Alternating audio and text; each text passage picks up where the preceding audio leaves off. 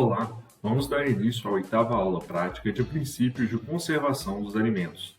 Na aula teórica, conhecemos um pouco melhor as tecnologias não térmicas de radiação, alta pressão hidrostática e ultrassom. E na prática de hoje, vamos demonstrar como a radiação, as ondas sonoras e a alta pressão ajudam na conservação dos alimentos. A luz ultravioleta é um exemplo de radiação eletromagnética que empregamos na indústria de alimentos. A luz ultravioleta é uma energia eletromagnética situada entre a luz visível e os raios X e pode ser subdividida em três faixas de acordo com seu comprimento de onda: UVA, UVB e UVC. A exposição do alimento à radiação ultravioleta, UVC, é um método físico que apresenta efeito letal contra bactérias, vírus, protozoários e fungos e trata de uma técnica de baixo custo de investimento e manutenção. A luz UVC inativa os micro-organismos por meio da interferência na replicação do DNA. As moléculas de DNA absorvem a radiação e isso induz a formação de dímeros de ciclobutano-pirimidina e pirimidina 6,4-pirimidona. Dessa forma, a informação genética é alterada e a formação dos dímeros impede os processos de transcrição e a replicação do DNA, levando à morte da célula. O ultrassom é um segundo exemplo de tecnologia emergente que tem sido considerada promissora para a aplicação em alimentos. Apesar do ultrassom levar as células microbianas à morte por ruptura do invólucro citoplasmático, a técnica precisa ser combinada a outros métodos de conservação para garantir a inocuidade do alimento.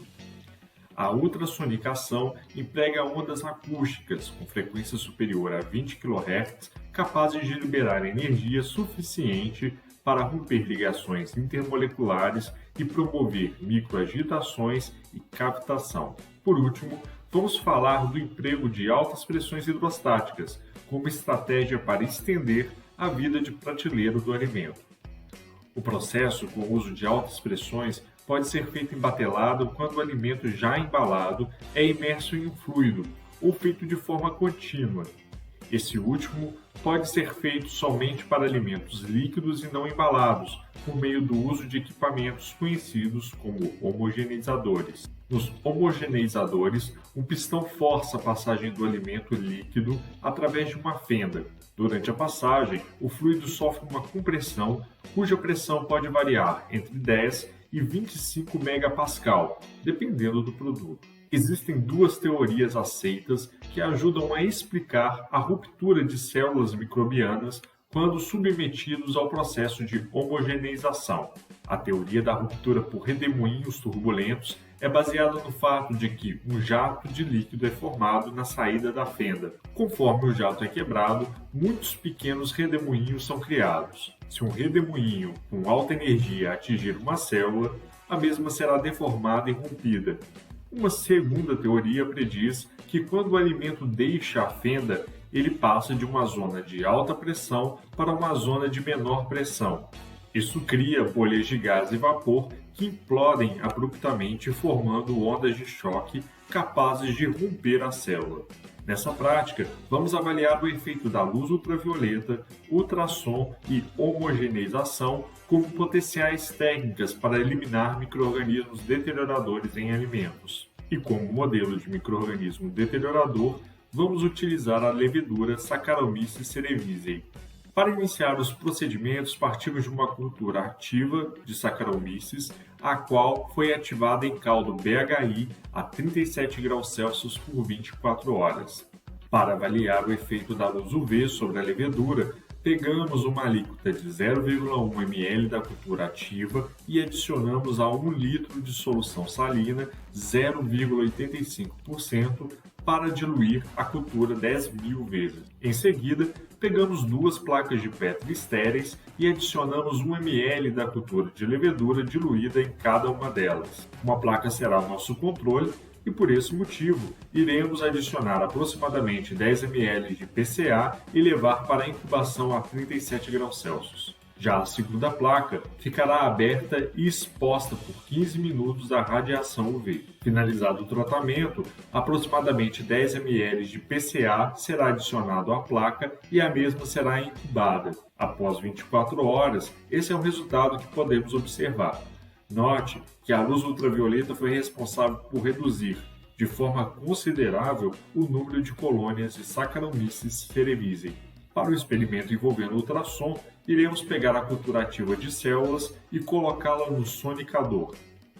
Para o tratamento, deixamos a frequência ajustada para 45 kHz e promovemos a ultrassonicação por 15 minutos. Finalizado o tratamento, retornamos à capela de fluxo laminar para realizar o plaqueamento.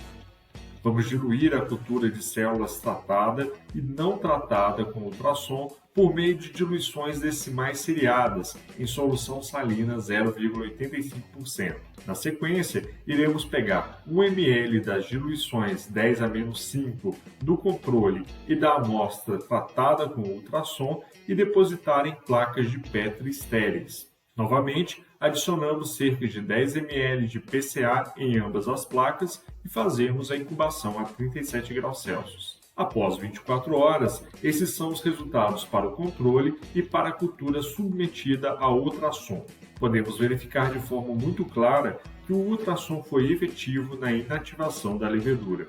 Por último, vamos avaliar o efeito da alta pressão por meio do emprego da homogeneização. Para isso, diluímos a nossa cultura de células 10.000 vezes, como fizemos para o tratamento com a luz UV. Ou seja, adicionamos 0,1 ml da cultura em 1 litro de solução salina a 0,85%.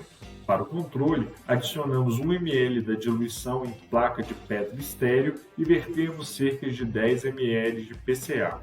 Depois disso, seguimos para a incubação a 37 graus Celsius. Para o tratamento, pegamos a suspensão de células e a colocamos no homogeneizador. Na sequência, deixamos circulando por 15 minutos.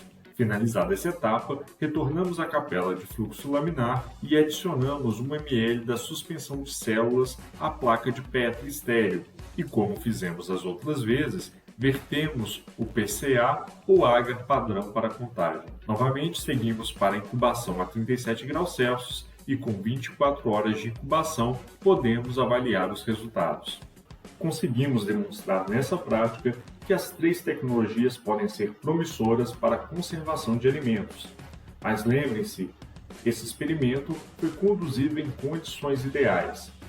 A matriz alimentar e o tipo de micro-organismo são fatores-chave que podem determinar a eficiência de cada método. Além disso, devemos considerar que cada técnica tem suas vantagens e limitações, podendo ser aplicadas muitas das vezes em condições específicas. Vamos finalizando mais uma prática e deixe sua dúvida nos comentários. Até a próxima!